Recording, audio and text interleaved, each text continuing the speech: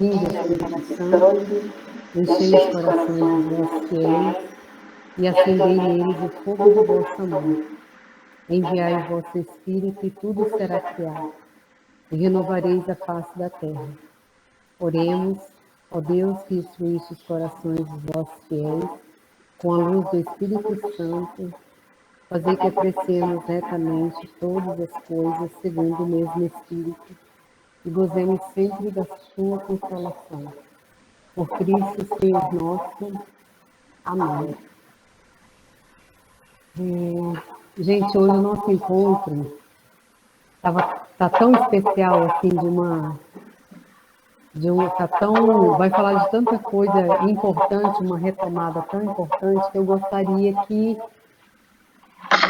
se for possível, todo mundo se concentrar ao máximo nesse, acho que um dos últimos aí, do nosso momento aqui da catequese, antes do sacramento de vocês, para que nada distraia o coração, para que a gente volte o nosso olhar, o nosso coração, toda a docilidade do nosso coração para esse momento de partilha. Que o Espírito Santo prepare o coração de vocês para receber mais esse momento na presença da Santíssima Trindade. Nossa Senhora interceda por cada um. Eu entrego a vida e a família de cada um de vocês nas mãos de Nossa Senhora, que ela receba a necessidade de cada um. E que o Espírito Santo dê o discernimento, vai preparando o coração de vocês. O encontro hoje está muito valioso. Não sei se eu estava mais emotiva, mas vocês vão ver que do início ao fim, Deus nos fala de uma forma muito próxima. Então, eu quero pedir a Deus para que vocês aproveitem o máximo esse nosso momento, essa nossa partilha, que nada nos distraia. E é isso. Amém. Amém. Então, vamos lá? Bom, como a Angélica disse, é meio que um encontro para a gente arrematar todo o conteúdo, né? Porque a Crisma de vocês é no dia 20, só que até lá nós temos 2 feriados, né? Temos o feriado de Finados e temos o feriado da Proclamação da República. Então, provavelmente, depois de hoje, a gente vai ter só um encontro, que a gente vai tentar preparar algo bem especial, mas a gente fala depois com calma para vocês. Então, para arrematar o conteúdo é hoje. Tá? Vamos ver se a gente consegue. A gente veio falando de todo o credo, né? Primeiro, como a gente vem sempre recapitulando o credo em todos os encontros, vamos rezar o credo aqui, recapitulando tudo que foi falado, e a gente destaca no final o que a gente vai falar hoje. Creio em Deus Pai, Todo-Poderoso, Criador do céu e da terra, e em Jesus Cristo, seu único Filho, nosso Senhor, que foi concebido pelo poder do Espírito Santo, nasceu da Virgem Maria, padeceu sob Pôncio Pilatos, foi crucificado, morto e sepultado.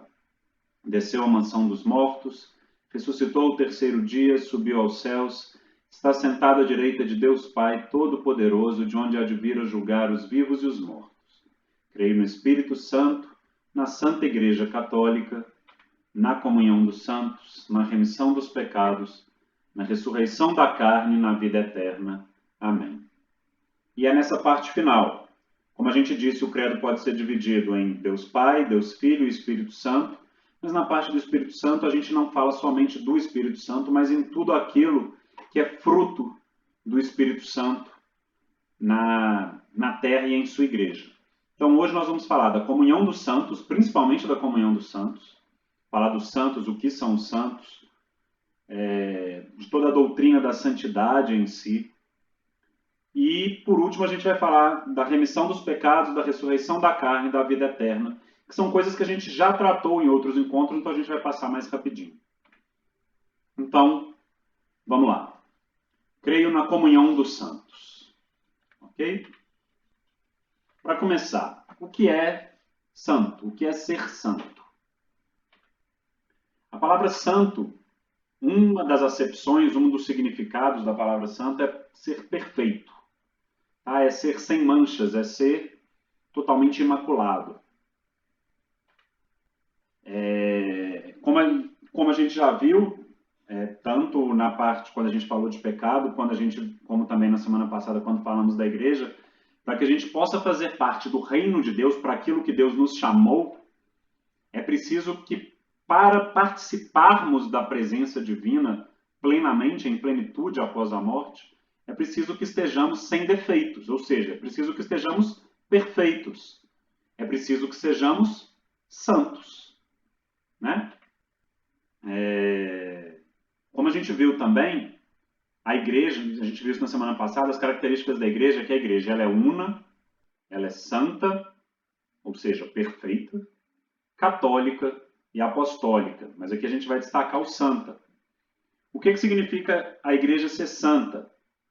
Significa que ela possui todos os meios necessários para aperfeiçoar os seus membros, ou seja, todos nós, tudo que a gente precisa para que nós nos tornemos perfeitos para participar da presença divina, todos os meios para isso, quem nos concede, quem nos faz estarem disponíveis todos esses meios, é a igreja. Por isso ela é santa.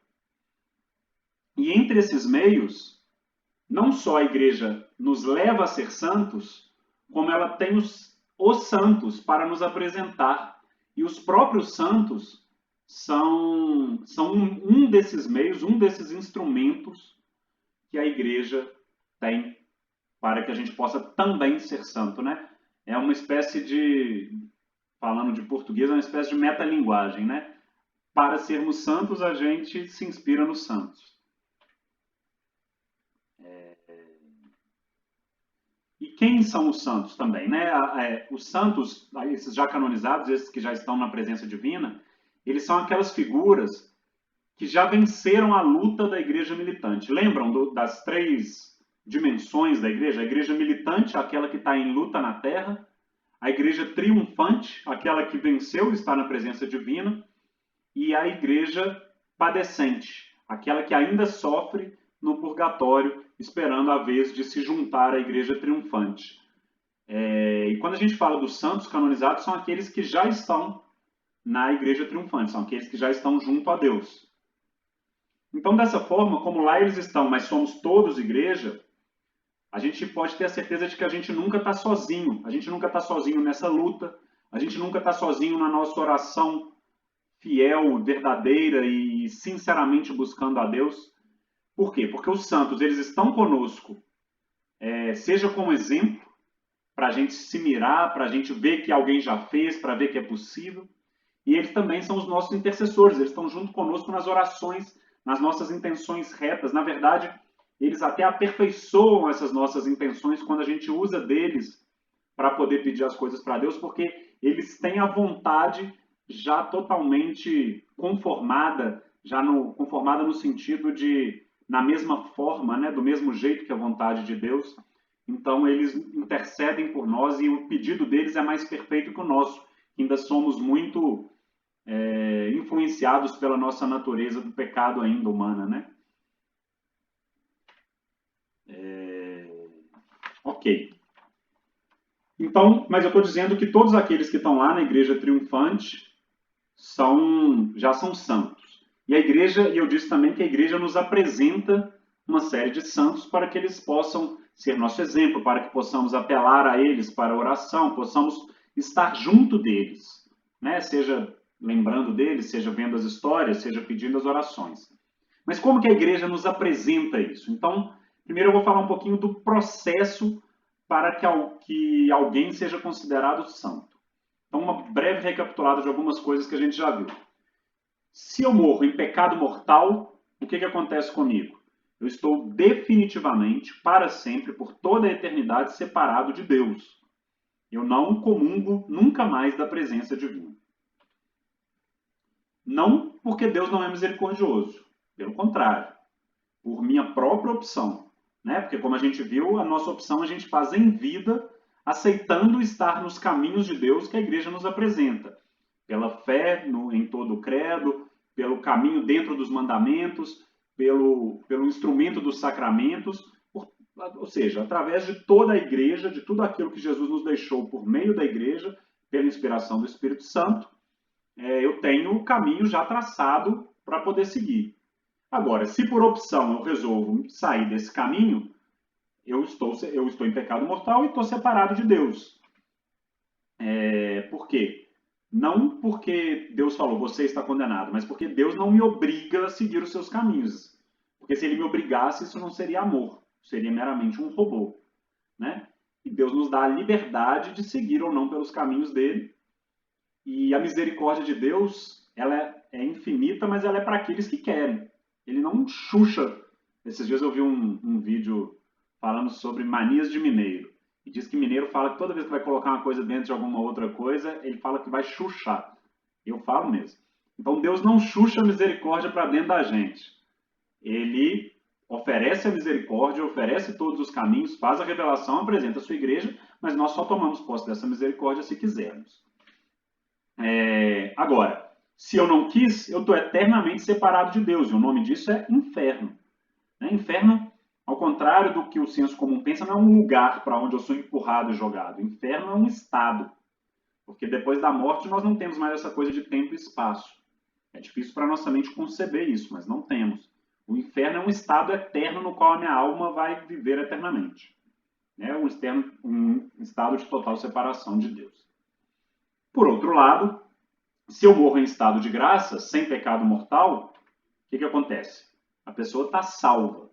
Já está salva.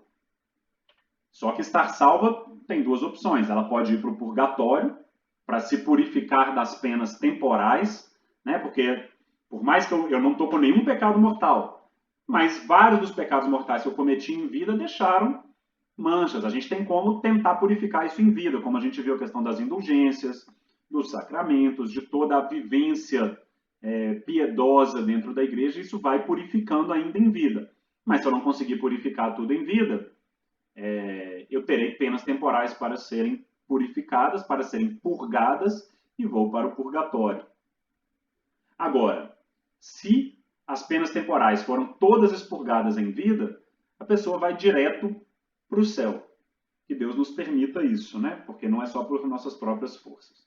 Mas é o melhor dos mundos, porque, como Santo Tomás falou, a pena mais leve de purificação no purgatório é mais sofrida do que qualquer sofrimento em terra. Então, melhor a gente sofrer aqui. Agora, então, o que muita gente pensa? Então, todos esses santos que a gente conhece pela igreja, então são esses que foram direto para o céu. Mas isso não significa que sejam só eles. Tá? Na verdade, estima-se que muito mais gente foi direto para o céu do que esses que a gente conhece o nome e a imagem e que veneramos na igreja. Né? Porque não são santos somente os que estiverem esse estado reconhecido pela igreja. O que a gente precisa entender é que esse processo de canonização, ele não torna a pessoa santa. Ele reconhece esse estado de santidade da pessoa. Né? Então, são muito mais pessoas que estão lá do que as que a gente tem essa notícia que estão no livro. Como é que é o nome? É livro hagiográfico, não é isso? Quem lembrar aí pode me ajudar. Mas é algo parecido com isso, que estão no registro hagiográfico da igreja, ou seja, todos os santos. Inclusive está chegando, dia 1º de novembro agora, a gente celebra o dia de todos os santos, inclusive os que não têm nome pela igreja, tá? Segunda-feira que vem. Porque a igreja não tem como dar notícia de todo mundo que viveu em estado de santidade na Terra. Não tem como, não chega aos ouvidos, né? Então, o que ela faz é canonizar alguns que se destacam para indicar eles como referência. Referência para que tenhamos como exemplo, para que possamos conhecer a vida, para que possamos seguir. E esse processo de canonização é um processo absurdamente criterioso. A igreja faz de tudo para que a pessoa não seja considerada santa. Por quê? E a igreja diz que é melhor não canonizar um santo do que canonizar um não santo. Porque o dia que a igreja canonizar um não santo, todas as outras canonizações perdem a sua credibilidade. Então a igreja faz de tudo para não canonizar a pessoa. Mas é importante que canonize, mas ela só vai canonizar quando ela tiver certeza absoluta de que essa pessoa é santa. Então o processo começa, vamos dizer, que uma pessoa teve uma vida exemplar, uma vida com ares de santidade, e alguém percebe isso, seja o bispo local, seja um chefe de uma comunidade, e entra com um processo de canonização. Ok? Então essa pessoa morreu, tudo indica que ela seja santa. Primeiro, esperam-se 5 anos antes de entrar com esse processo, com uma ou outra exceção gritante, mas de forma geral se esperam 5 anos. E aí tem que uma autoridade, não é eu entro com um processo falando, porque meu tio morreu e meu tio, eu acho que ele é santo. Não.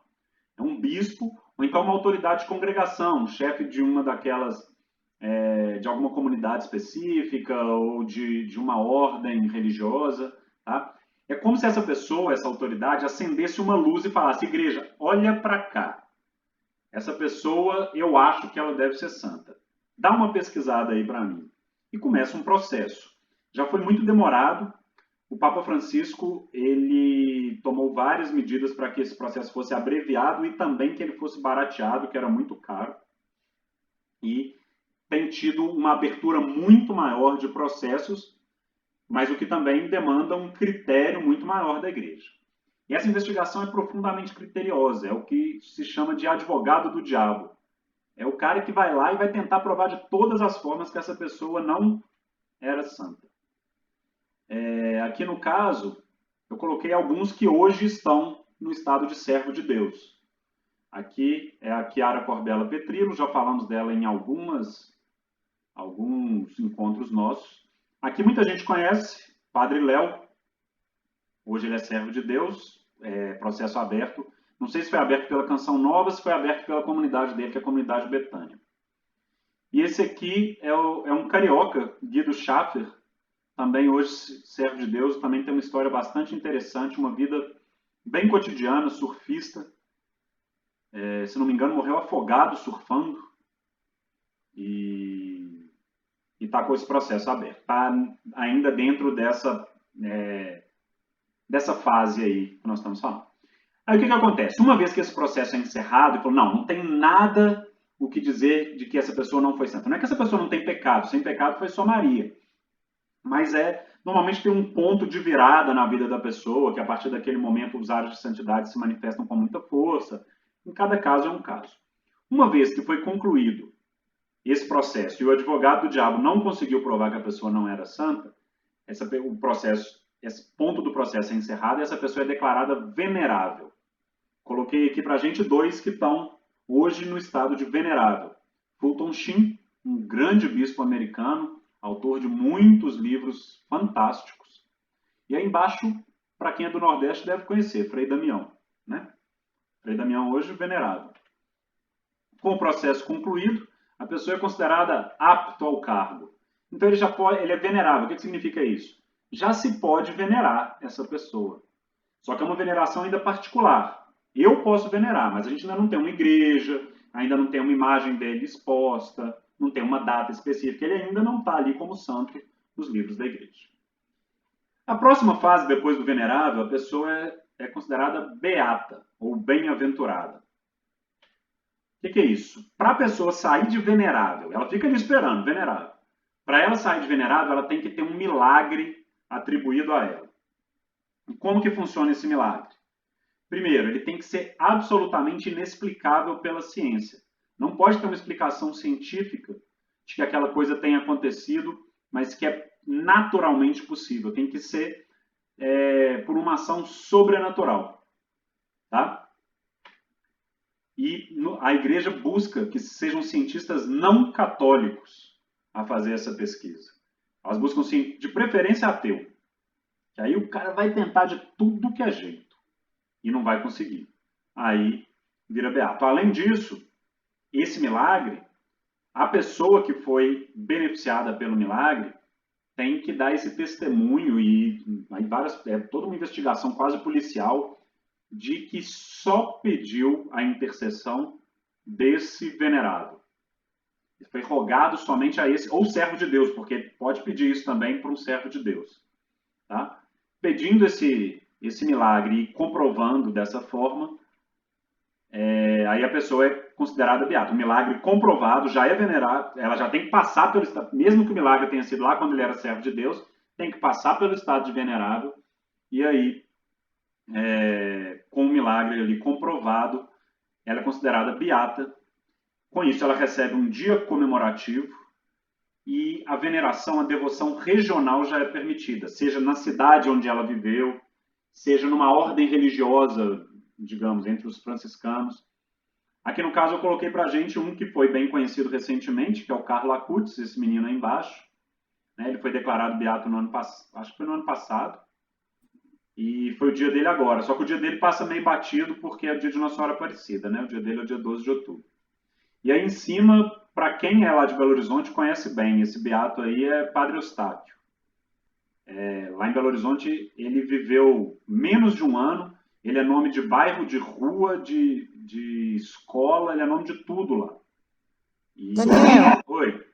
desculpa, essa data escolhida para ser o dia oficial, né, desse santo, tem a ver com o acontecimento do milagre? Não, quase sempre a morte dele.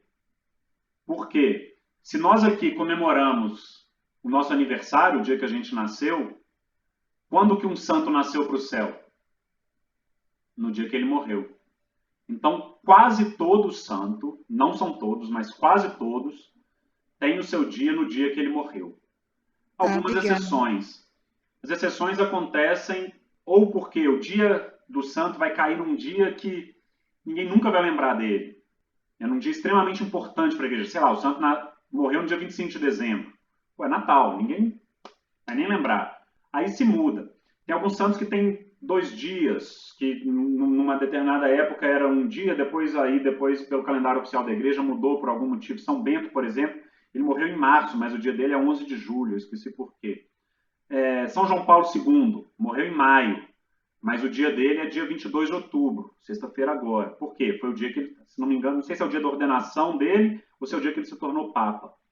Aí é a critério da igreja, se considera que essa data aqui é extremamente importante e troca. Mas mais de 90% o dia que morreu. Tá? Além disso, a cerimônia em si de beatificação, ela pode ser conduzida por um bispo sob autorização do Papa, pelo bispo local, pelo bispo desse novo beato. Né? E aí, a próxima fase, a pessoa se torna santa. A gente diz que ela é canonizada. Ela entra para o cânone da igreja. Ela é santa. Como que ela passa de beato para santo? A declaração de canonização é a igreja bater o martelo e fala, não tem a mínima dúvida, essa pessoa está no céu. Não agora ela é santa, ela já era santa, mas agora a igreja a reconhece como santa. A canonização em si, a cerimônia, ela é um ato formal do Papa, é mero reconhecimento. Por que é um ato formal? Ele não é um ato constitutivo, não torna a pessoa santa. É mero reconhecimento de que essa pessoa, sim, foi santa e está no céu. E essa precisa ser do Papa.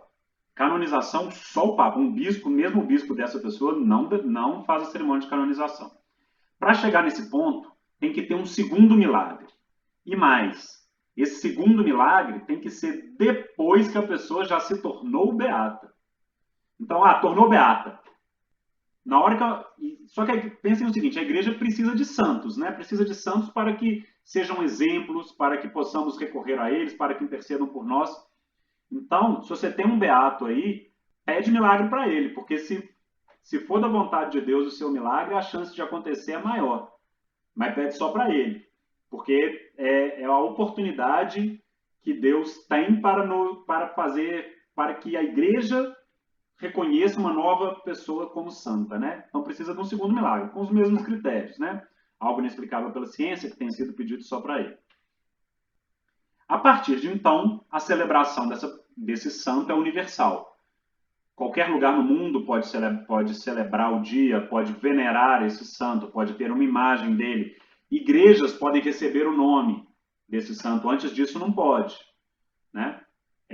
A partir de agora, a gente pode ter aí, como está na imagem, a gente pode ter uma igreja de Santa Dulce dos Pobres. Até 2 anos atrás não podia, né? Aqui temos Santa Dulce dos Pobres, aqui temos São Padre Pio e aqui Santa Giana Beretta Molla. Tentei colocar santos recentes, né? Que a gente viu o processo de canonização deles. Então, os santos eles são como uma espécie de seleção dos craques da igreja. Aqueles que... O cânone dos santos são aqueles que melhor viveram na prática tudo que a igreja nos pede a viver, nos chama a viver. Aí em cima está a seleção brasileira de 70, mas a seleção de baixo é bem melhor, né? Tem um bocado de santo bom aí. Então, o que os santos foram? Como a gente falou no começo, santo igual perfeito, correto? Os santos só são perfeitos porque eles seguiram a igreja perfeita, a igreja santa. Falamos dos caminhos que a igreja traça para a gente. O que é reconhecer que essa pessoa foi santa? Sim, ela seguiu esse caminho.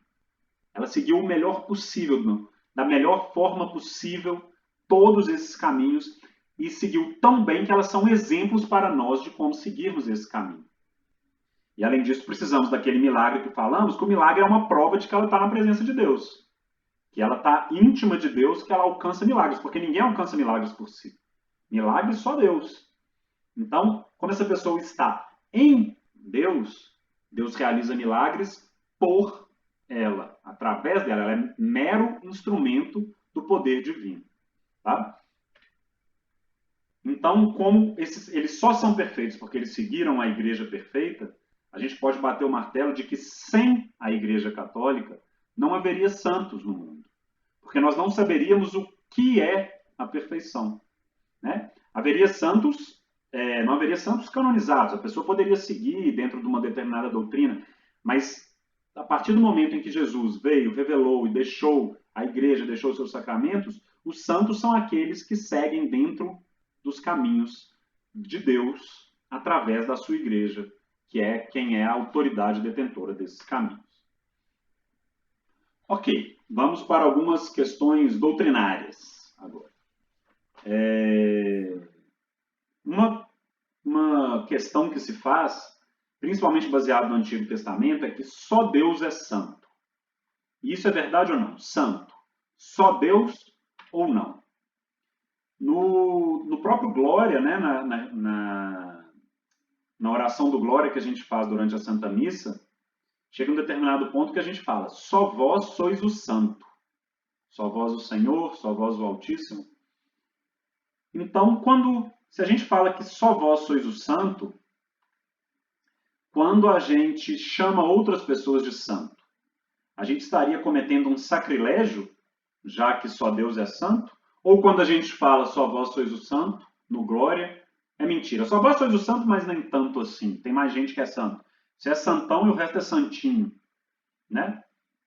Vamos ver aqui. Quando a gente chama a Bíblia de santa, né? A missa de santa, o cálice, São Pedro, São Paulo, Santo Papa, são sacrilégios. A gente tem que entender que nem sempre foi desse jeito. Quando a gente vai para o contexto do Antigo Testamento, antes da vinda de Jesus ainda, a palavra santo era uma palavra de uso extremamente limitado. Aí eu coloquei uma passagem que é do primeiro livro de Samuel, que lá se fala: ninguém é santo como o Senhor, não existe outro Deus além de vós. Né? Essa palavra extremamente limitada em hebraico é a palavra Kodesh. Ela também é traduzida como santo, mas o significado dela está mais para separado do que para perfeito, mas funciona também como perfeito. Perfeito só Deus, mas separado só Deus. Que Deus é perfeito enquanto os outros não são. Ele está separado por sua perfeição. E ela traz consigo esse sentido de que ser Kodesh, ser santo, ser separado, ser perfeito, é uma característica exclusiva de Deus. E ninguém mais. Então a gente olha para isso e fala: poxa, então tem aí um sacrilégio, tem aí uma blasfêmia de dizer que outras coisas são santas. Mas essa mesma palavra, ela não era atribuída a mais ninguém, nenhuma outra pessoa, mas ela era atribuída ao tabernáculo, ao templo. O tabernáculo era aquela barraca, né? Aquela que andava junto com o povo judeu enquanto eles eram nômades. Eles caminhavam sempre carregando consigo o tabernáculo onde colocava o Santo dos Santos. É como se fosse um templo portátil. Tá? Ao templo, depois que foi construído, era chamado de Kodesh. Ao Santo dos Santos, que era a própria presença de Deus ali, separada dentro do templo, separada pelo véu, onde ninguém podia entrar, onde só Deus habitava, só o sumo sacerdote entrava uma vez por ano, cheio de ritual para não ser morto pela presença fulminante de Deus. Ao sábado, que era consagrado a Deus. A Arca da Aliança também, que continha ali as tábuas da lei, o maná e o bastão de Arão. Então, a gente percebe que no contexto do Antigo Testamento, só Deus é santo, mas esse atributo também era referido a todos os lugares onde Deus habita. Mas nenhuma pessoa podia receber esse atributo. Porque, de fato, ser santo, ser perfeito, é a própria essência de Deus. A gente fala que santo é o seu nome, né? Também a gente reza santo, santo, santo, Senhor, Deus do universo. Santo é o próprio nome de Deus, porque é perfeito. A essência de Deus é ser santo. Mas pode isso chamar essas outras coisas e a gente continua chamando outras pessoas de santo, né? Então a gente vai ver esse conceito aí, onde que isso começa a mudar, essa coisa de santidade compartilhada, digamos assim. Vocês estão vendo essa figura aí? Isso é o sonho do profeta Daniel.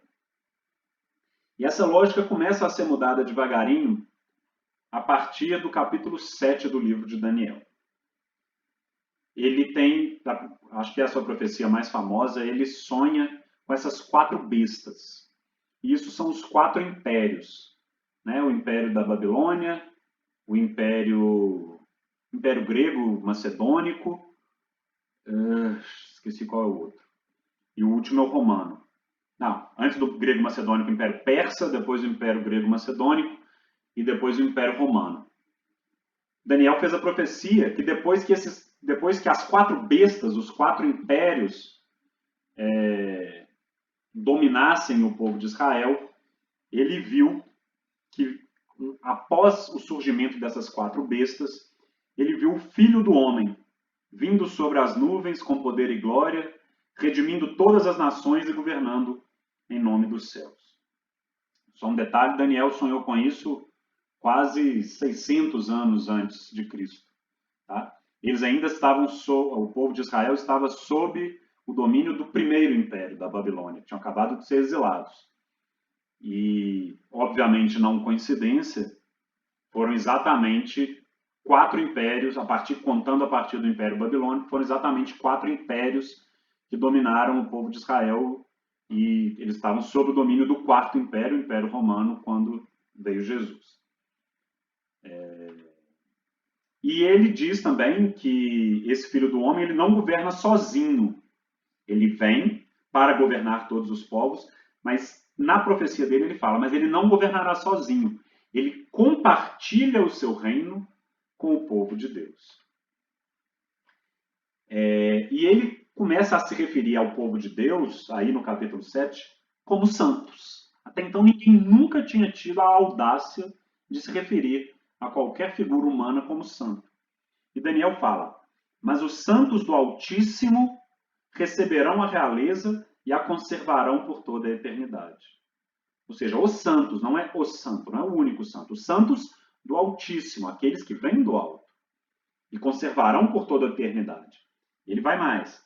A realeza, o império e a suzerania de todos os reinos situados sob o céu serão devolvidos ao povo dos santos do Altíssimo, cujo reino é eterno. Reparem que ele não está falando de alguém que já existe, ele está tendo uma profecia do que vai acontecer, dos reinos que virão, de quem virá em nome de Deus e que compartilhará o seu reino com o povo de Deus. quando Jesus vem, é Deus que vem em forma humana. E tudo ele compartilha com o povo de Deus. Ele compartilha a sua divindade, ele compartilha o vencer a morte, ele compartilha a abertura do reino dos céus com a ascensão. Ele compartilha, se para estar junto de Deus é preciso ser perfeito e ele abriu as portas do céu, para chegar lá a gente precisa ser santo. E como? Ele compartilha a sua santidade. Né? Daniel se refere ao povo de Deus como santo 10 vezes no seu livro. E ele já está antevendo, né? Não é uma narrativa histórica, ele já está antevendo aquilo que está por vir. E ele fala do Filho do Homem, mas que é um homem, ou seja, um ser humano capaz de agir com o poder de Deus. Ele está prevendo a vinda de Jesus. E esse ser tem a natureza humana, e esse ser chama todos a imitá-lo. Em Daniel ele fala isso, ele chama todos a imitá-lo nos seus tributos. E se Jesus é santo e nos chama a imitá-lo, ele não vai nos chamar a ser algo que a gente é incapaz de ser. Né? E desse jeito, esse ser oferece a todos ali o poder de se tornarem santos. Então é uma espécie... Primeiro a gente viu aí essa santidade compartilhada, a previsão, a possibilidade, e a partir da vinda real, não mais prevista, mas real de Jesus, a gente tem uma santidade, uma espécie de santidade contagiosa. Né? Vimos ali lá no Antigo Testamento quase todo, depois a coisa mudando em Daniel, e a partir dos evangelhos agora, já no Novo Testamento, essa situação da santidade muda radicalmente. O que no Antigo Testamento era quase proibido, depois se tornou uma exceção, passa a ser regra no Novo Testamento.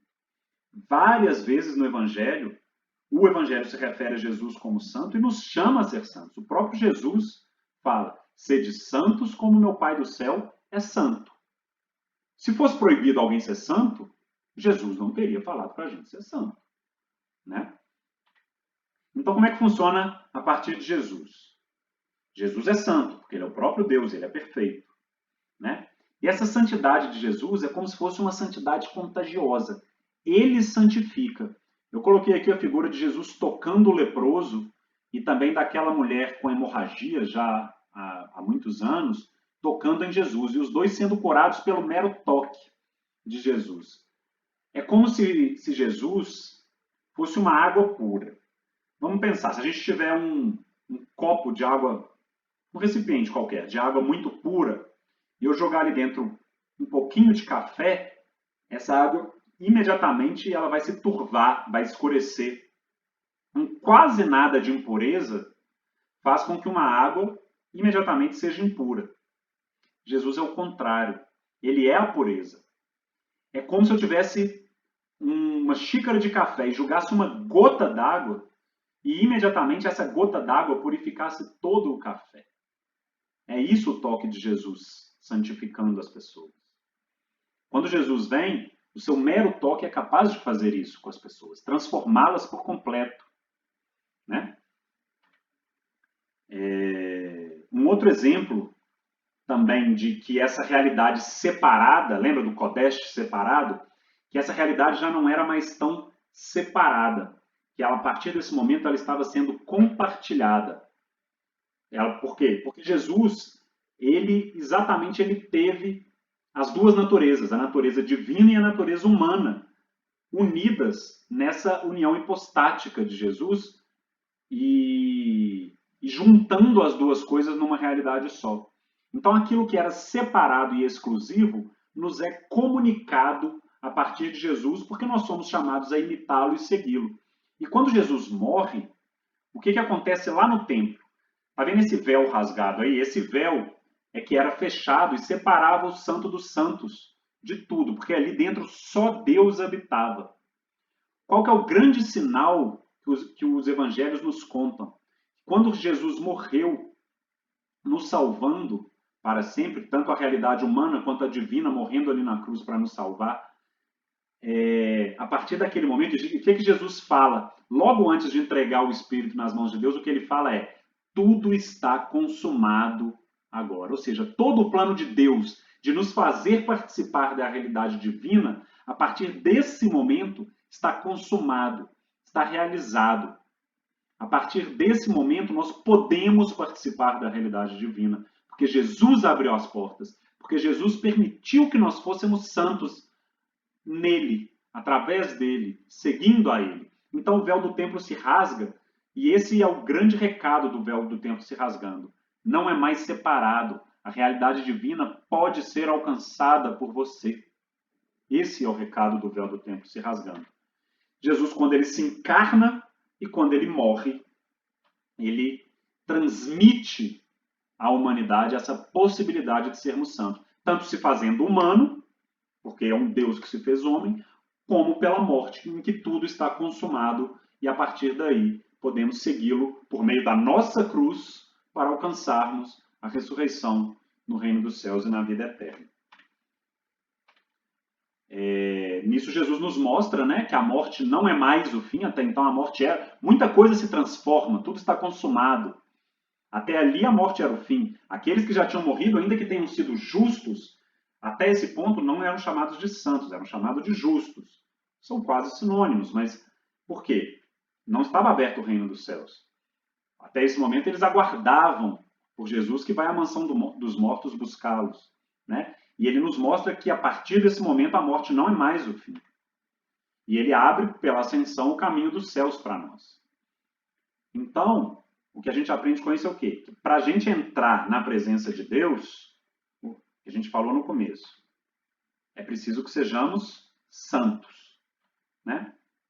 Só que só depois de Jesus é que a gente pode entrar na presença de Deus. Só depois de Jesus é que o céu está aberto, o caminho para o céu está aberto para nós por meio da ascensão de Jesus. Logo, só após Jesus é que nós podemos ser santos. Tá? E aí a gente pega uma passagem da carta aos Hebreus.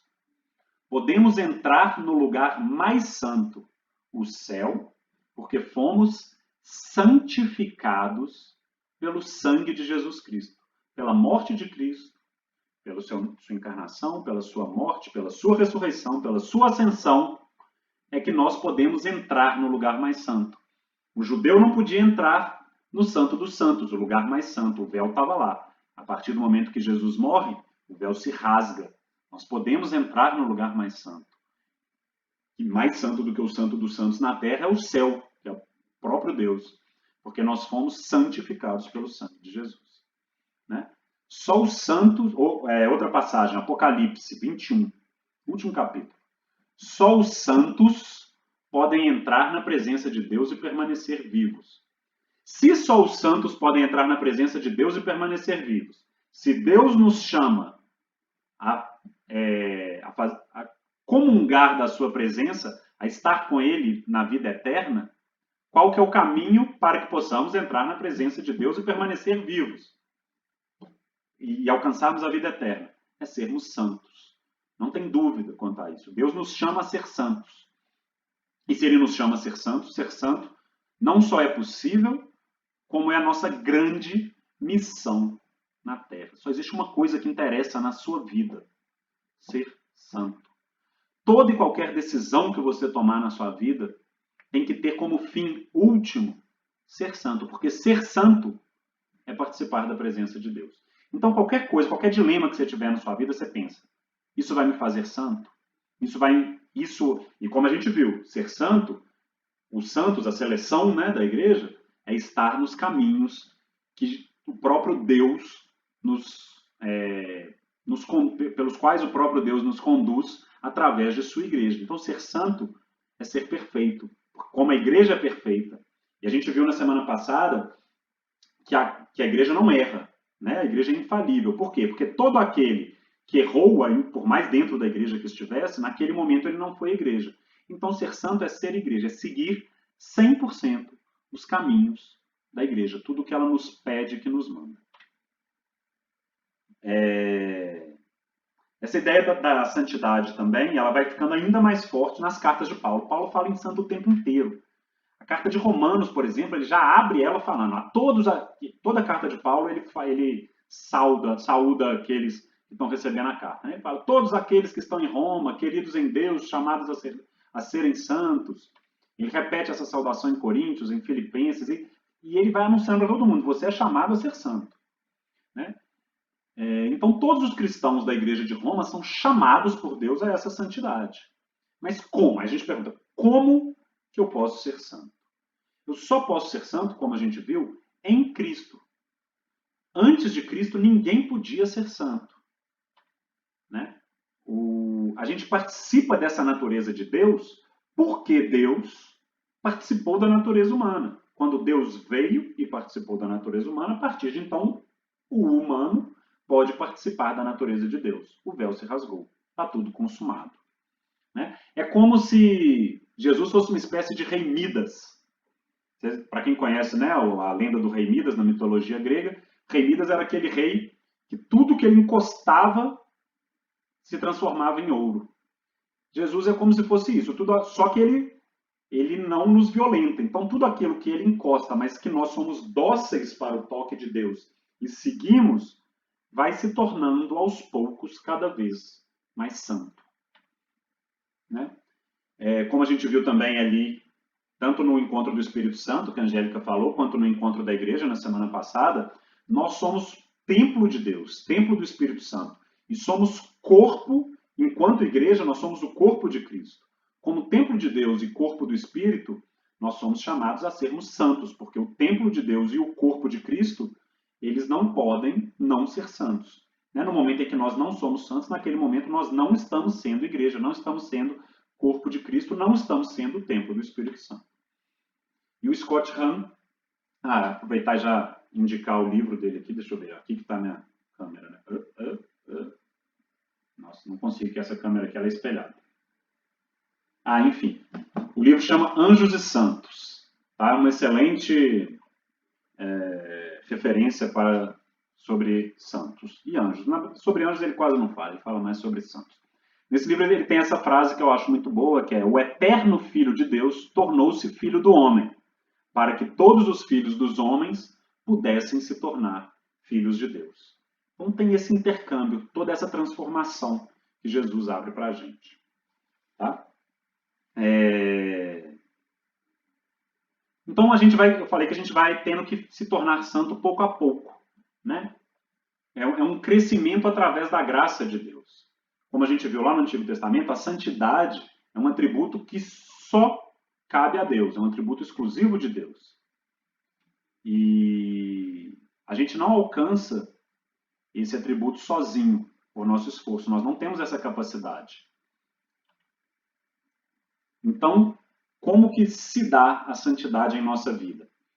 Como a gente não consegue sozinho, e ele vem pela graça de Deus, e ele veio por Jesus Cristo, ele vem de Deus. Mas ele não só vem de Deus, ele também serve para que vamos a Deus. Então é aquilo, Deus nos dá a santidade, nos dá a graça para alcançarmos a santidade, para que através da santidade nós possamos chegar a Deus. É por isso que a gente fala que Deus é o alfa e o ômega. Alfa e ômega são a primeira e a última letra do alfabeto grego. Isso significa que Deus é o princípio e o fim de todas as coisas. Se a gente anda perfeitamente, se a gente anda conforme a gente deveria andar para aquilo que a gente foi feito, tudo o que façamos tem que vir de Deus, mas também tem que nos conduzir, nos levar a Deus. Tá bom? E de novo a gente se pergunta, mas como? Ok, beleza, você falou, vem de Deus, leva para Deus. Mas como na prática que isso acontece? É através da graça de Deus, é através do Espírito Santo. Que nos concede os instrumentos para que a gente possa alcançar a santidade. Né? A graça, quando a gente fala em graça é todo o dom que o Espírito Santo nos dá de todas as formas, desde os primeiros sacramentos ali do batismo, mesmo da crisma, que vocês vão chegar agora. Isso incute em nós, enquanto templo de Deus, o Espírito Santo habitando em nós. A gente chama essa habitação do Espírito Santo, que que nos dá essa constante desejo de sermos felizes, de alcançar a Deus, da felicidade plena, a gente chama de graça habitual. É a graça que habitualmente está em nós, a graça que habita em nós, né? Só que também no dia a dia, a cada momento, a cada decisão, a cada escolha, o Espírito Santo, quando a gente reza para ele, a gente busca com sinceridade a verdade da fé e fazer o bem conforme a igreja nos manda, e a gente pede isso para Deus, ele vai nos concedendo as chamadas graças atuais. Então, a habitual é aquela que habita, e a atual é aquela que a cada dia, a cada momento, nos atualiza, nos faz ser melhor, né? Nos faz fazermos bons atos. E aí, à medida que a gente vai crescendo em graça, a gente vai se tornando cada vez mais santo, né? Na verdade, quando a gente recebe o Espírito Santo, a gente já recebe a santidade, só que é em potência. A potência por quê? Porque a gente pode vir a ser santo, e com a graça habitual. E a graça atual é aquilo que vai atualizando essa potência, essa possibilidade de ser santo. Vai transformando essas possibilidades em coisas concretas, em pequenos graus concretos de santidade. Então, a gente se torna santo, né, pela graça do Espírito Santo e em Cristo. E aí a gente vê a presença completa da Santíssima Trindade. Ó. É Deus que nos envia tudo, que tudo cria, para que um dia cheguemos à presença plena de Deus. E ele nos permite isso a partir de Cristo, que comunica a santidade, aí teologicamente, e na prática isso vai acontecendo no dia a dia pela graça do Espírito Santo, né? E como a gente viu na semana passada, quando Cristo se vai, ele nos envia dois instrumentos principais, dois braços principais para que a gente possa caminhar junto a ele, rumo a ele. A gente fala dele, com ele, para ele, né? Que é um instrumento, um braço sobrenatural, o próprio Espírito Santo, que é o próprio Deus, e um braço natural, corpóreo, material, que é a igreja, que é o sinal, e o instrumento e o caminho que Cristo deixa fisicamente, né, por meio dos seus apóstolos, para a terra. Então, se a igreja é esse instrumento de santidade, é ela que nos dá todas as possibilidades de sermos santos. E foi isso que a gente passou para vocês durante o ano todo. A gente passou esse ano inteiro mostrando para vocês quais são os instrumentos e caminhos para que vocês sejam santos. Nosso único objetivo na vida, como eu já disse, é ser santo. E quando alguém resolve ser católico, ele está dizendo, sim, eu quero andar nos caminhos que Deus deixou por meio de sua igreja para mim. E para isso eu vou seguir. E o que a gente basicamente viu aqui? A gente viu toda a fé da igreja, tudo aquilo em que eu devo acreditar, todo o credo. Ali contém toda a verdade que Deus revelou para nós, conforme revelada por Deus e confiada à autoridade da igreja. É o credo que nós estamos terminando hoje. Tá? Além disso, nós vimos todos os mandamentos, né? Os 10 mandamentos e os 5 mandamentos da igreja também, que são basicamente as regras. É o pedido que Deus te faz. São as traves que Deus coloca na beirada da estrada para você nunca sair da estrada. Né? Aquela é a vontade de Deus. É a vontade de Deus para que você caminhe sem máculas, sem sair dessa estrada, sem desrespeitar nenhum desses mandamentos. Você sempre está dentro dos caminhos que Deus quer. Você não comete pecado mortal. Você não corre o risco de um dia estar totalmente separado de Deus. E vimos também, depois dos mandamentos, antes do credo, nós vimos os sacramentos. Se um dia você sair dos caminhos de Deus, por exemplo, um dos sacramentos é a absoluta expressão de misericórdia de Deus. Você sempre pode voltar através da confissão. Né? Os sacramentos são o quê? São esses instrumentos corpóreos e eficientes que Deus deixou na sua igreja. Né? Desde o batismo e a crisma, que vão colocar a habitação do Espírito Santo em você, até o matrimônio, que, como a gente viu lá no 6º mandamento, é a expressão corpórea de que nós somos imagem e semelhança e nos relacionamos de forma perfeita para alcançarmos a Deus. Nós somos um espelho dessa relação de amor de Deus e seu povo e de Deus com Ele mesmo. O matrimônio é esse espelho dessa relação de amor na terra. A confissão, que é um grande instrumento de misericórdia para todas as vezes que a gente tropeçar, podermos voltar para esse caminho. E a Eucaristia, que é o próprio Cristo. Se é em Cristo que nós somos santificados, se Cristo é esse Rei Midas que comunica a sua santidade com o mero toque, Deus deixou para nós Cristo presente fisicamente na terra. A Eucaristia é esse sacramento de sermos constantemente tocados pelo próprio Deus. Tá? Então, vimos a fé, o credo, os mandamentos, os sacramentos. Vimos sobre oração.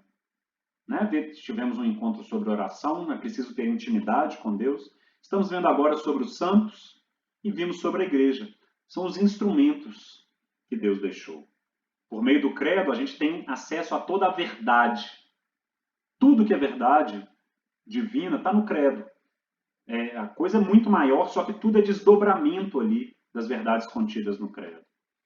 Por meio dos mandamentos, nós vimos as regras de Deus. Por meio dos sacramentos, nós vimos quais são os instrumentos eficientes para que essas coisas possam se concretizar. Por meio dos santos, nós vimos as pessoas que fizeram tudo isso.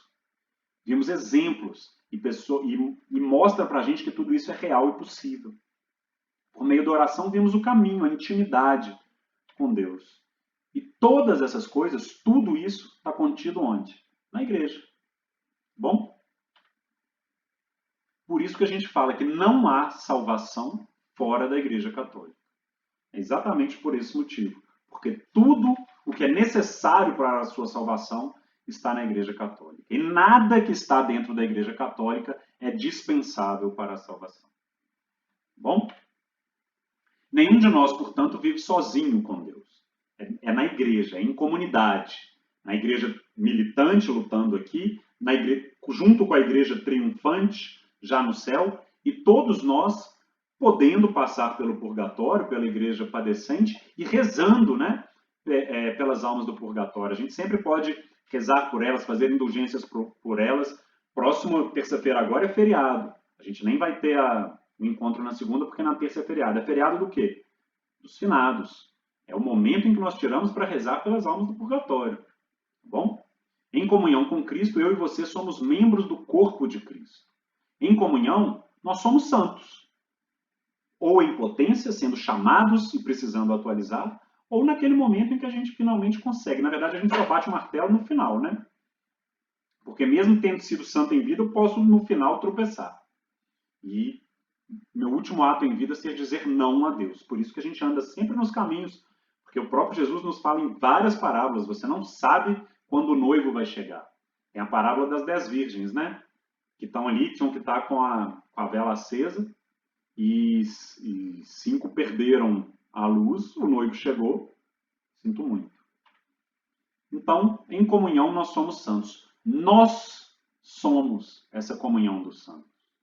Nós, chamados a ser santos, nós, igreja militante, junto com os já santos canonizados na igreja triunfante e aqueles que já estão salvos e aguardam por, enfim, gozar da presença de Deus na igreja padecente. Né? Para que um dia, a gente tem que buscar essa comunhão dos santos para que um dia a gente possa falar como São Paulo, né? Já não sou eu quem vivo, é Cristo quem vive em mim. Esse é o momento em que a gente alcança a santidade em vida. Quando a gente para de viver pelos nossos egoísmos, mas Cristo vive através de nós. Né? Para que na hora da morte a gente também possa falar igual São Paulo, né? Combati o bom combate. E ter a certeza de que estamos indo para o céu. Então, como que nós somos essa comunhão dos santos? Nós somos a comunhão dos santos porque nós somos chamados a ser santos e, em potencial, cada um que tem o Espírito Santo habitando em si já é santo, pelo menos em potencial. Né? Só que é aquilo, o jogo só acaba quando termina. Né? E que jogo é esse que só acaba quando termina? A vida na Terra. esse foi o caminho que Deus nos deu para que pudéssemos lutar para sermos santos, para estarmos santos ao final.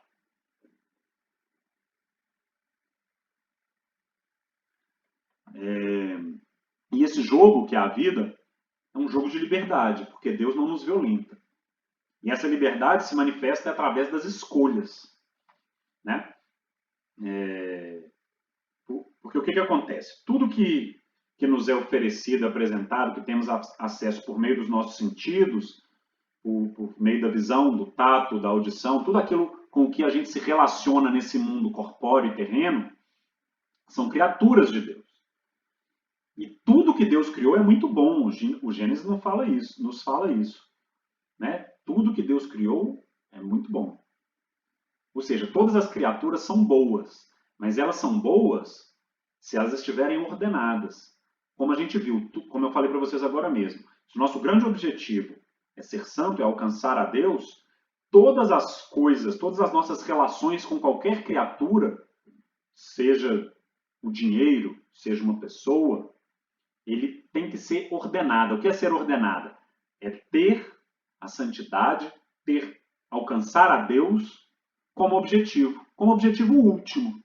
Ela pode ser, todas as coisas têm que ser um meio para que alcancemos a Deus, né? Se a gente diz sim para Deus, se a gente está entrando na Igreja Católica, a gente quer alcançar a Deus, a gente quer andar em seus caminhos, no momento em que a gente escolhe a Deus, nós temos que preferir a Deus do que todas as outras coisas. Deus tem que prevalecer em relação a qualquer prazer sensível, em relação à comida, à bebida, ao sexo. Não é que as coisas são ruins, todas as criaturas são boas. Elas têm que ser meios para me levar a Deus. Elas não podem ser fins em si mesmas, né? Então, o sexo que eu faço, ele tem que ser ordenado, me levando para Deus, conforme a igreja ensina. Tem que ser dentro do matrimônio, do sacramento do matrimônio.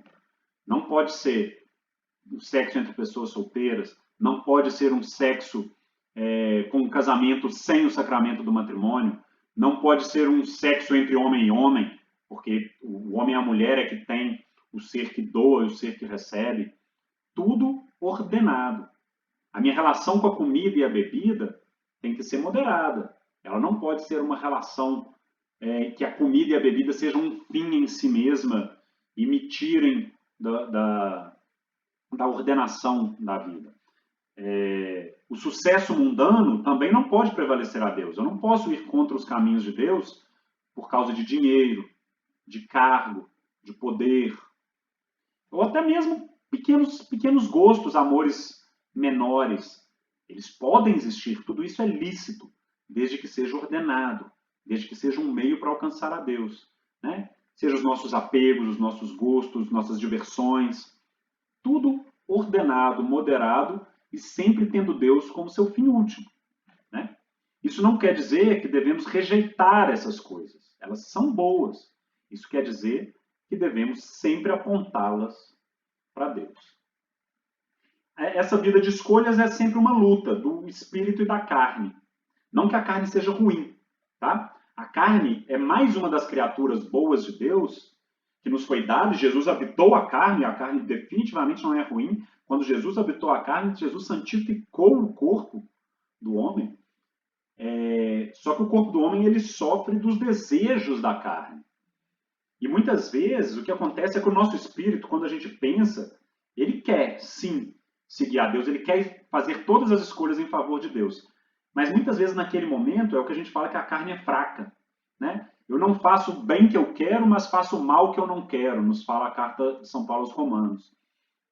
Então, muitas vezes, o nosso corpo, na hora... Porque o espírito, ele é próprio da alma racional, que conhece a verdade, conhecendo a verdade, ele quer alcançar essa verdade, ele quer fazer o bem. Só que a carne se relaciona com as criaturas, com o mundo, através dos sentidos, através do tato, dos desejos,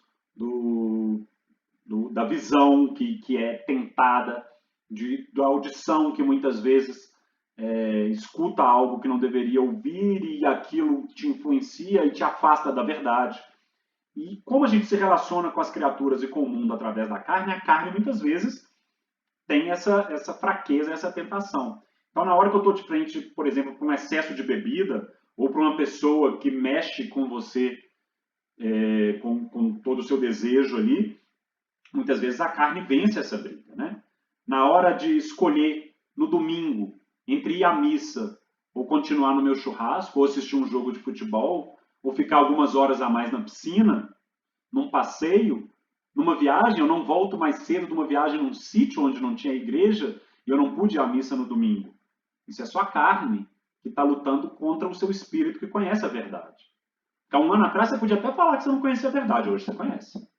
Porque nós te falamos aqui. Faltar uma missa no domingo é um pecado mortal que te tira da estrada de Deus e se você morrer sem ter confessado isso, você vai para o inferno. Sinto muito, é a verdade. Tá? Porque foi o próprio Deus quem nos deixou isso através da sua igreja. O apego ao dinheiro, ou uma relação amorosa pouco saudável também, tudo isso são escolhas que a gente faz em detrimento de Deus. Né? As possibilidades são infinitas de exemplos que eu posso citar aqui. Porque as coisas boas que existem no mundo são infinitas. Né? E qual o caminho para eu saber qual é essa escolha? O caminho são os 10 mandamentos. O caminho de discernimento, se eu estou escolhendo a Deus ou não, é me manter dentro dos 10 mandamentos, dentro da fé da igreja, é seguir os passos dos santos. Né? E o caminho dos instrumentos dos sacramentos, e se eu tropecei, o caminho para eu voltar é a confissão, o mais rápido possível. Né? Então, os santos que venceram, que foram canonizados, ou mesmo os que não foram canonizados, que a gente não conhece o nome, mas que estão gozando da presença de Deus, são aqueles que escolheram sofrer por amor, em vez de escolher os seus próprios desejos. São aqueles que, naquele momento, nossa, mas isso aqui, eu quero fazer isso aqui. Só que eu sei que não é isso que eu devo fazer. São aqueles que escolheram o que eles devem fazer por Deus, em vez de escolher aquilo que a carne quer fazer. São aqueles que fizeram com que sua alma, que conhece a verdade e que busca o bem, dominasse a carne que está ali querendo o mal. Porque a carne são os sentidos, eles são atraídos pelo não é que é pelo mal, é que é pelas criaturas, só que ela está desordenada. Muitas vezes o nosso sentir da carne está desordenado. Então eu quero exercer esse desejo da carne de forma desordenada. E a forma da gente ir ordenando os desejos da carne é sempre escolher pelo Espírito. Isso vai se tornando um hábito. Os hábitos vão se tornando virtudes. Nós nos tornamos pessoas virtuosas. Nós nos transformamos em santos através das virtudes.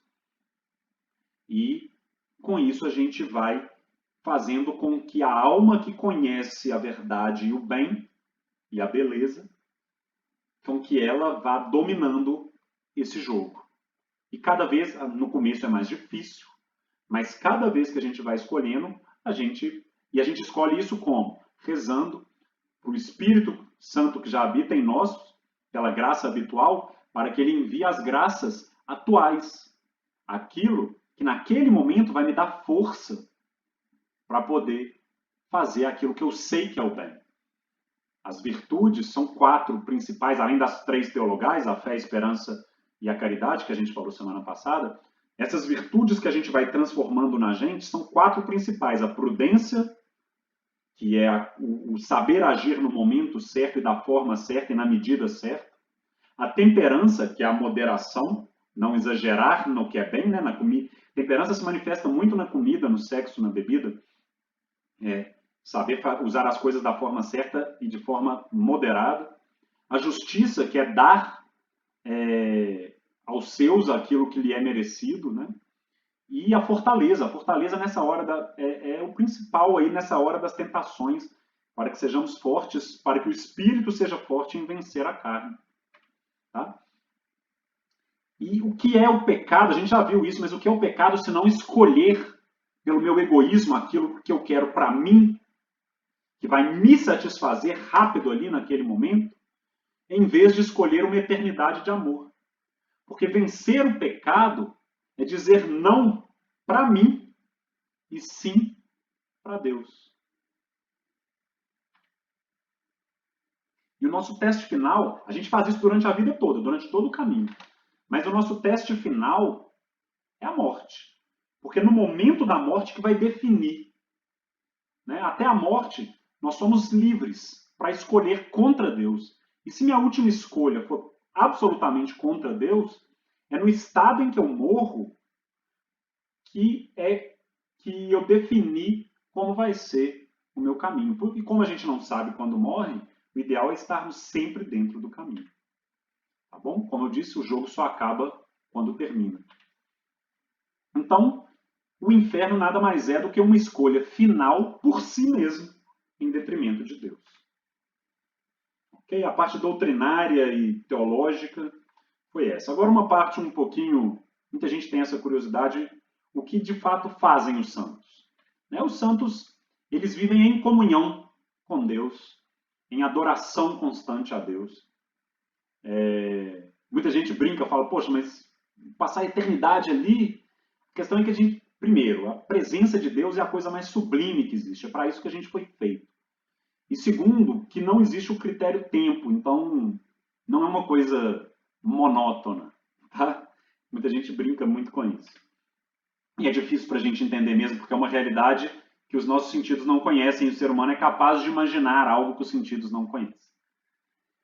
As descrições bíblicas da adoração dos santos são muito ricas no Apocalipse. Quem tiver curiosidade, vai lá, capítulo 7 e 8. E são muito similares a uma missa ou uma adoração. O Scott Hahn nos conta muito isso no Banquete do Cordeiro. Tá? Para mostrar como que a igreja traz para si toda essa realidade divina. Ou seja, no momento dessas celebrações da missa, da adoração, o céu e a terra estão unidos ali no templo, ali na igreja. Tá? Além de viver em comunhão e adoração a Deus, eles intercedem por nós. Interceder é pedir, rezar por nós a Deus. Né? Em várias passagens bíblicas fica muito claro que os santos que já estão lá, nesse exato momento, eles estão plenamente conscientes de todos os eventos que se passam na Terra e estão intensamente envolvidos. Afinal, nós somos a comunhão dos santos. Eles estão em comunhão com nós. O desejo de todos eles, porque o desejo de Deus, é que nós sejamos santos e alcancemos a Deus. Né? Todos os santos, então, eles lutam para que nós alcancemos a Deus. E eles sabem, melhor do que isso, eles sabem melhor do que nós qual é essa vontade de Deus e como chegarmos a Deus. E isso nos é falado em várias passagens bíblicas. Eu vou colocar umas aqui, depois vocês pegam se quiserem ler. Mas várias dessas passagens nos mostram a intercessão dos santos. Né? São Tiago, nessa primeira aí, ele fala, orais uns pelos outros. Tem a passagem do homem rico e Lázaro, essa aí de Lucas. Em Hebreus, a carta aos Hebreus fala que nós estamos cercados por uma nuvem de testemunhas, lutando para que nos desvencilhemos das cadeias do pecado. São os santos, né? O Apocalipse fala. Lá em Macabeus mostra, Jeremias já tinha morrido rezando pela revolta dos Macabeus contra o Império Seleucida, que é um braço do Império Grego-Macedônico lá. Tá? Ou seja, os santos, por já conhecerem o futuro, porque ali não existe tempo e porque eles comungam da sabedoria, daquilo que Deus permite que eles saibam, por enxergar Deus face a face, por ter essa vontade totalmente ordenada, conformada à vontade de Deus, eles rezam melhor do que nós. Então, colocá-los em união conosco, nessa comunhão dos santos, para que rezemos a Deus, é um instrumento extremamente eficiente. Tá bom? Além disso, como eu disse, eles nos dão um exemplo. Quando a gente conhece as histórias deles, a gente sabe, porque se eles foram aqueles que colocaram em prática o verdadeiro ensinamento da igreja, a gente sabe pela vida deles também qual é o verdadeiro ensinamento da igreja. É bom conhecer a vida dos santos. Eu, por exemplo, nesse momento estou lendo esse livro, lá vou eu apanhar, livro sobre a vida de São Francisco de Assis e São Tomás de Aquino também. É bom a gente conhecer ao máximo a história dos santos. Tá? Além disso, a gente conhecendo a vida deles, a gente percebe que a gente não está sozinho nesse mundo maluco que tenta relativizar tudo, que tenta falar para a gente que a verdade não é verdade. A carta aos Romanos, ali no capítulo 1 e 2, fala muito para a gente sobre como que o mundo afastado de Deus tenta fingir que a verdade não é verdade e bate palma para aqueles que tenta exaltar e bater palma para aqueles que agem contrariamente à verdade. Isso é desde que o mundo é mundo. A gente vê isso gritante hoje, né? E às vezes a gente fica meio assim, poxa, mas todo mundo faz isso? Será que eu é que sou doido? Vai ler a história dos santos, você vai ver. Não é assim, foram aqueles que alcançaram a igreja, tá? E também conhecendo a história dos santos, a gente pode ter essa certeza de que é possível, sim, se desapegar das coisas terrenas. Porque é justo isso, a gente tem que se desapegar das coisas terrenas. Parar de ter as coisas terrenas como um fim, como imprescindíveis. Nada é imprescindível. A única coisa que é imprescindível é Deus. E Deus providencia tudo aquilo que a gente necessita se a gente tiver Ele como o nosso grande fim. Se a gente tiver os olhos voltados para o céu e conseguir a cada escolha dizer não para mim e sim a Deus, e fazendo a verdade e o bem prevalecerem na minha vida e domarem a carne ensandecida. Né? Eu trouxe aqui duas pequenas polêmicas que principalmente os protestantes costumam acusar os católicos. Eles usam muito essa passagem de Timóteo, da primeira carta de São Paulo a Timóteo. Porque há um só Deus e um só mediador entre Deus e os homens, Jesus Cristo, homem. E aí eles falam, pô, se só há um mediador, não existe esse negócio de santo ser mediador, de santo rezar por nós, né? A questão é a seguinte, como São Tiago mesmo falou na sua carta, nós somos chamados a orar uns pelos outros. Eu rezo por vocês, você tem um problema, a gente não pede aqui sempre? Ah, porque tem uma pessoa com um problema, com uma doença, e a gente reza uns pelos outros. Tiago fala, orai uns pelos outros. Né? Se a gente que está vivo na Terra, somos imperfeitos, temos essa carne ainda em luta, somos da igreja militante, a gente ainda não tem essa nossa vontade totalmente em plenitude com a vontade de Deus. Se a gente pode rezar uns pelos outros, por que aqueles que estão vivos no reino de Deus, como nos diz a carta aos Hebreus, que estaremos vivos na presença de Deus, se eles estão lá vivos e mais, eles estão em plenitude com a vontade de Deus, por que eles não podem rezar por nós? Eles rezarem por nós é muito melhor do que nós rezarmos por nós. Claro, rezaremos todos por nós. Nós somos a comunhão dos santos, nós somos a igreja militante, mas coloquemos a igreja triunfante para participar dessa oração, porque a oração deles é ainda melhor do que a nossa. Né?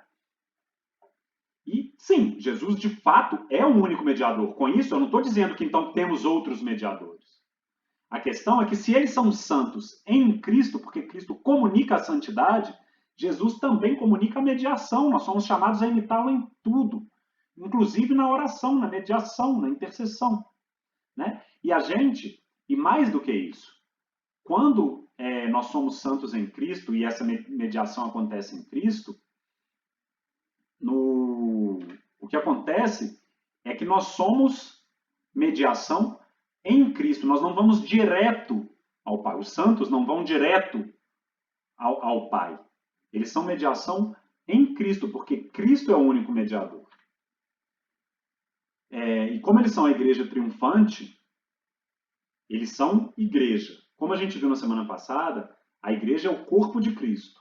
Se o corpo de Cristo é uno e indivisível, logo também a intercessão dos santos é uma intercessão de Cristo. E não ofende em nada esse princípio de que Jesus é o único mediador. Eu gosto muito de dizer, como uma metáfora, que é como se Deus fosse um grande oceano e Jesus fosse o rio principal, o único mediador. Né? Só que os santos são como se fossem afluentes desse rio principal. Através dos santos nós vamos a Cristo, que é o nosso único mediador. E a outra polêmica que eles gostam de levantar bastante é de que as nossas imagens seriam idolatria, porque na lei de Moisés falaria que é proibido fazer imagens. Então a gente estaria descumprindo a lei de Moisés, fazendo imagens e idolatrando essas imagens. Vamos ver. Tem 2 pontos aí. O fazer imagens e o idolatrar as imagens. O que realmente era proibido por Deus na lei de Moisés?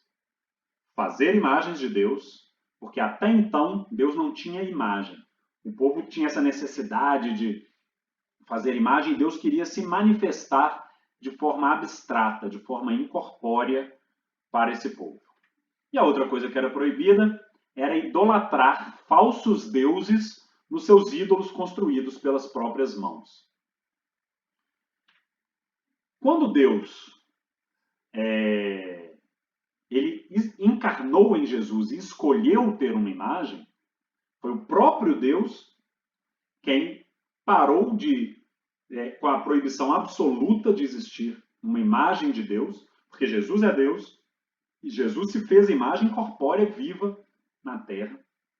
Então, nesse ponto, a imagem de Deus, por meio de Jesus, passou a ser permitida. E várias coisas se transformaram. Jesus, ele não veio para abolir a lei, mas ele veio para dar plenitude, para dar completude. O próprio Santo dos Santos, o véu do Santo dos Santos, se rasgou. A coisa já não era mais separada. Deus se encarnou e comunicou a realidade corpórea, a realidade incorpórea e sobrenatural. Por outro lado, o idolatrar falsos deuses, obviamente, permanece essa proibição.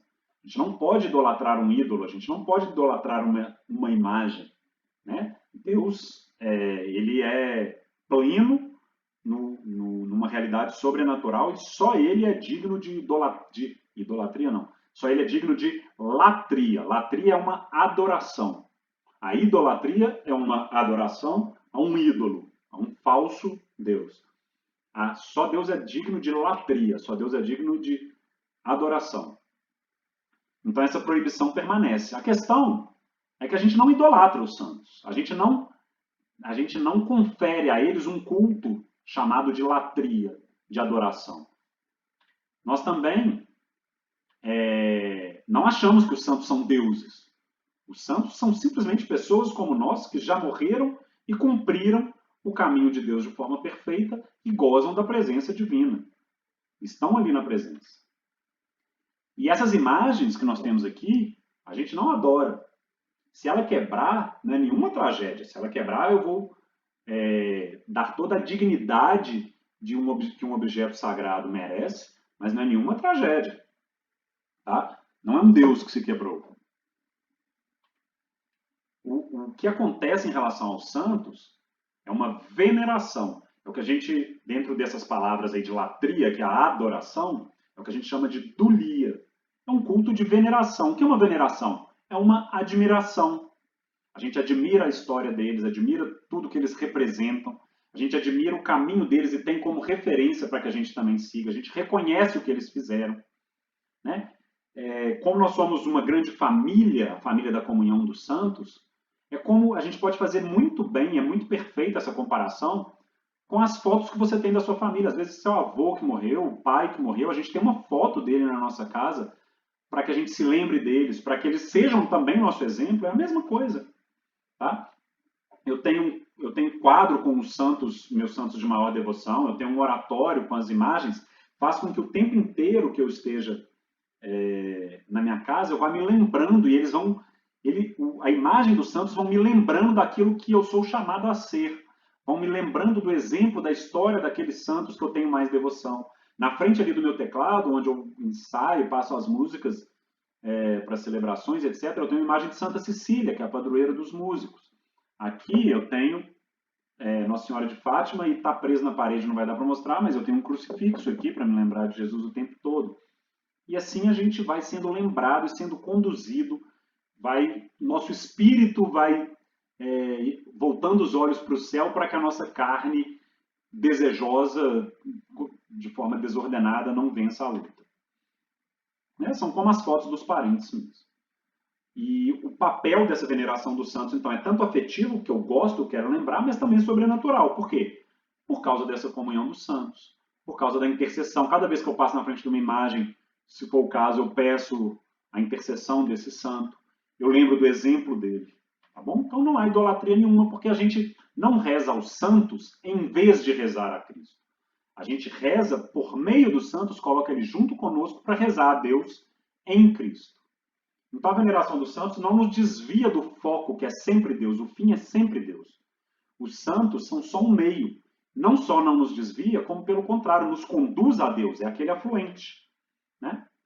E além disso, eu não acho que um santo vai responder à minha prece, eu acho que um santo vai se juntar à minha prece, e o que eles fazem é ecoar essa prece com mais profundidade, com mais clarividência, com mais amor, porque eles amam a Deus melhor do que eu mesmo. Né? Como bons afluentes, eles nos levam ao grande rio, Cristo, que um dia nos conduzirá ao oceano sem fim do reino de Deus. Então, como conclusão dessa parte dos santos, a outra parte é muito rapidinha, tá, gente? Não precisa assustar, não. A comunhão dos santos é uma grande comunicação entre o reino dos céus e a vida na terra. É o que coloca juntas a igreja triunfante já em plenitude, a igreja militante em luta e a igreja padecente que espera. Uma comunicação através dessas histórias e exemplos a serem seguidos, da intercessão, das orações, dos pedidos ao Pai uns pelos outros. Esse Pai tinha que estar com a letra maiúscula.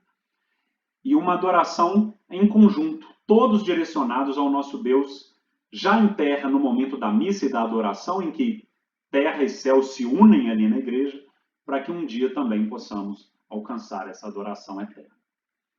Deus nos fez para viver em família, para viver em sociedade, nos fez para viver em comunhão, todos juntos, na presença dele, nele. É a comunhão dos santos. Ok? As outras partes, rapidaço. A gente já viu a remissão dos pecados várias vezes. Né? Quando Deus enviou o Espírito Santo aos apóstolos, ele também transmitiu o poder divino de perdoar os pecados. É ele que fala lá no ato, ele que fala, recebei o Espírito Santo, e aqueles, no ato não, no Evangelho ainda, ele promete o Espírito Santo e fala, aqueles a quem perdoardes os pecados, ser-lhe-ão perdoados, e aqueles a quem os retiverdes, ser-lhes-ão retidos. Ele dá o poder para os seus ministros ali, para essa remissão dos pecados. Como a gente já viu, o pecado mortal nos separa de Deus, é um não deliberado que nós damos a Deus. Se morrermos em pecado mortal, vamos para o inferno, mas a misericórdia infinita de Deus nos resgata desse destino e nos deixa um sacramento da confissão para que possamos nos reconciliar. Mas nós somos livres para não querer esse resgate, porque ele não nos violenta, mas a misericórdia é sim infinita, mas só para aqueles que buscam essa misericórdia por meio da confissão. Só Deus perdoa os pecados, mas é por meio da igreja, da autoridade ali do padre, que é o seu ministro oficial para isso. Então, a remissão dos pecados é essa crença firme de que os sacerdotes e o sacramento da confissão são instrumentos mediante os quais nosso Senhor, único autor e dispensador da salvação, nos concede esse resgate, o perdão dos pecados. E para um dia, enfim, termos a graça de sermos justificados. Crer na ressurreição da carne. A ressurreição da carne é isso mesmo que ela parece ser, por mais que às vezes nos pareça algo meio estranho. Significa que depois da morte, não haverá somente a vida da alma imortal, mas um dia, enfim, os nossos corpos mortais também retomarão a vida. Por quê? Porque se Jesus ressuscitou em carne, e nós somos chamados a segui-lo em tudo, e tudo é ele abrindo o caminho, um dia também o nosso espírito vai voltar a se unir à alma. Nossa alma vai voltar a se unir ao corpo. Tá? Tal como Cristo ressuscitou verdadeiramente dos mortos e vive para sempre, assim também os justos, os santos, depois da morte, viverão para sempre com Cristo ressuscitado. E no último dia, no dia do juízo final, ele nos ressuscitará em corpo, inclusive. Então, o que é a ressurreição da carne? Na morte, a alma se separa do corpo. Mas Deus vai restituir a vida aos corpos, unindo de novo a alma. E quem vai viver essa ressurreição da carne? Todos. Todos que tiverem morrido. Não só os santos. Os que tiverem praticado o bem para uma ressurreição de vida, e os que tiverem praticado o mal para uma ressurreição de condenação. Ao final, também sofrerão na carne. Como que isso se dá?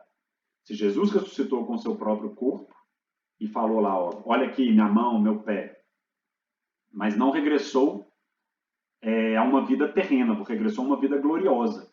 Então todos também ressuscitarão com seu próprio corpo, mas transformado num corpo glorioso, espiritual. Tá? Esse como, ele vai além da nossa imaginação. A gente não concebe na nossa natureza humana por enquanto. A gente só sabe que um antegozo disso já é a Eucaristia, que vai transformando o nosso corpo, porque Deus vai agindo, purificando, como aquele toque do Rei Midas, como aquela gota de água que pinga no café e vai purificando o café. Tá? E quando que isso vai acontecer? No último dia, ao fim do mundo. Né? A carta aos Tessalonicenses nos conta. Ao sinal dado, à voz do arcanjo e ao som da trombeta divina, o próprio Senhor descerá do céu e os mortos em Cristo ressuscitarão primeiro. Ok? E para terminar, creio na vida eterna. É tudo isso que a gente vem pregando. Santa Teresinha fala para a gente que a vida, essa vida terrena, é só um instante entre duas eternidades. A eternidade sem que você existisse antes de pisar aqui e a eternidade em que você vai existir para sempre. Todos existiremos para sempre. A sua alma vai viver para sempre. A escolha que você tem é se ela vai viver para sempre na presença de Deus ou na separação completa de Deus. E essa escolha vai se dar nesse jogo que é a sua vida. Né? O caminho que Deus nos deu para escolher onde nossa alma, como nossa alma vai viver para sempre, é essa vida. Se essa vida você escolheu pelas criaturas, se você escolheu pelas coisas que apetecem a carne de forma desordenada, foi uma escolha egoísta. Foi um não que você fez através da sua escolha para Deus. Ou se a nossa vida vai ser um grande sim aos pedidos que Deus nos faz e ao caminho que Deus nos mostra através da sua igreja. Tem uma música do George Harrison, que foi um Beatle, né, mas já é da carreira solo dele. Essa música se chama Any Road. Não tem nada a ver com Deus. Mas a música fala isso aí, que significa o seguinte: se você não sabe para onde você está indo, qualquer caminho pode te levar. Né? Ou seja, tudo na sua vida é um caminho. A questão é para onde você está indo. Se você pegar qualquer caminho, ele vai te levar. Você só não sabe para onde. Só que a questão, o que nós tentamos fazer aqui o ano inteiro com vocês, foi que vocês tivessem a certeza de para onde vocês querem ir. E nós apresentamos qual é o caminho para onde vocês querem ir. Foi isso. Esse foi o trabalho que a gente fez. E a gente termina com um amém. Amém significa que nisso eu creio e que assim seja. Ok? Para finalizar, eu queria mostrar para vocês só uma música. Vou tocar para vocês e vou pedir para vocês fecharem os olhos e tentarem prestar bastante atenção na letra aqui dessa música. Eu aprendi essa música há pouco tempo e ela me tocou demais, assim, dentro disso que a gente falou hoje. É um chamado à santidade, sabe? E a gente fala na missa durante a oração eucarística, sempre tem uma resposta lá no finalzinho dela, que fala isso: concedei-me o convívio dos eleitos. O que é conceder o convívio dos eleitos? É pedir a Deus que um dia, enfim, no dia final da minha morte, eu seja agraciado em poder participar dessa igreja triunfante. É conviver com aqueles eleitos. Eleitos, não porque Deus escolheu somente a eles, mas porque eles foram eleitos através de suas escolhas, através da graça que eles pediram a Deus, e que Deus não nega para ninguém essa graça. Porque Ele chamou a cada um de nós para que a gente possa ser santo. Ele chamou a cada um de nós para que sigamos em seus caminhos e possamos um dia, enfim, ter a verdadeira felicidade. Porque cada vez que a gente escolhe alguma criatura desse mundo aqui, em detrimento de escolher a Deus, sim, a gente está buscando a nossa felicidade. Só que Deus já nos apresentou qual é a felicidade mais perfeita. Deus nos mostrou que a gente não vai poder ser feliz nesse mundo. Porque Ele nos criou para que sejamos felizes, plenamente felizes, só no momento em que a gente puder compartilhar da presença dEle. E buscar a felicidade aqui nas criaturas, aqui nesse mundo, não passa de uma ilusão. É achar que a gente vai alcançar uma felicidade através de algo que é apenas um meio para alcançar essa felicidade. E o que Ele nos chama é que a gente se desapegue. das coisas do mundo. E desapegando das coisas do mundo, a gente pode, enfim, talvez até gozar um pouco já da felicidade eterna. Porque desapegando das coisas do mundo, a gente vai se modelando a Deus e Deus começa a habitar cada vez mais na gente. E vai revelando a sua face, nos transformando em santos. E a gente pode, a cada escolha que a gente é chamado, lembrar de tudo isso que a gente aprendeu aqui no ano todo e dizer para Deus, como dizia São Felipe Neri. São Felipe Neri, a cada coisa que parecia muito boa, ele tinha uma única frase. Não, é muito bom, deve ser muito bom, mas eu prefiro o paraíso. Então escuta isso que Deus quer dizer ao seu coração e pede para Deus te libertar de todos os apegos desse mundo. O Senhor me libertou. O que mais me prende aqui? Nada me seduz, nada. Meu amor por ti, Jesus, é o que eu tenho de valor. Nada me atrai, nada. Tarde te amei, mas te encontrei, amor.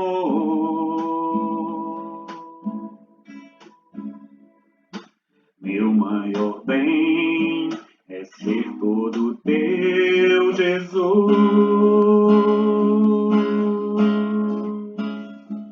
Por nada eu te trocaria, por nada eu te deixaria. Nada, nada.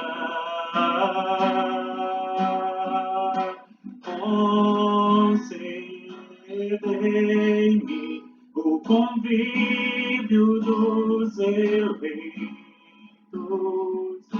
Eu sonho com o céu a todo tempo.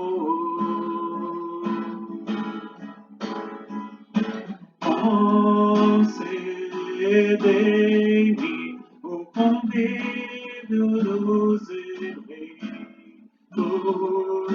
Eu sonho com o céu a todo tempo.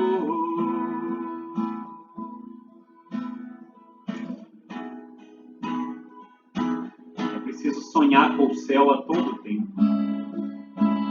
Em cada escolha na vida, lembrar que ela tem que ser um meio para alcançar o céu, para que sejamos conduzidos aos convívios dos eleitos e dizer não para tudo aquilo que apetece nesse mundo, dizer não para cada coisa que minha carne grita para dizer sim, dizer não porque eu já conheço a verdade e eu quero alcançar um dia esse paraíso. Não quero as honras, nem quero riquezas, quero me esconder.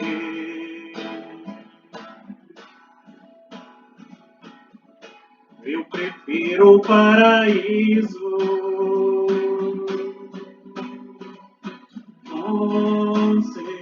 Concedei-me o convívio dos eleitos. Eu sonho com o céu a todo tempo.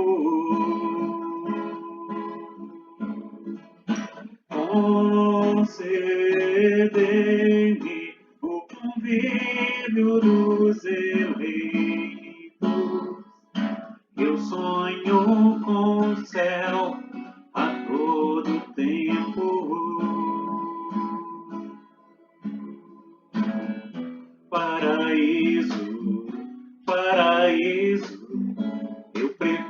paraíso, paraíso, paraíso, paraíso,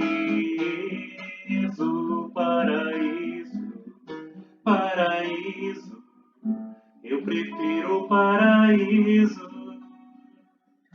paraíso, paraíso, paraíso.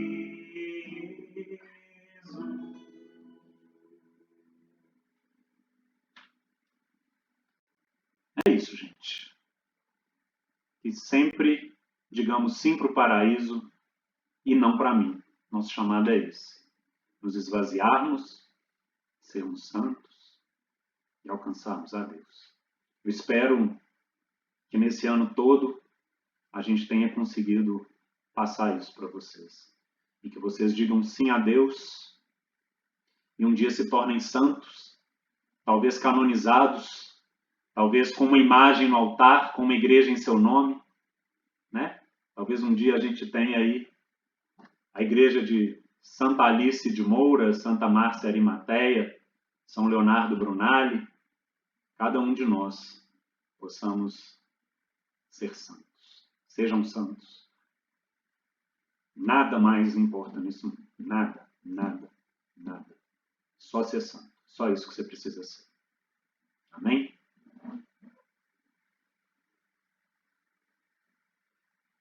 Angélica?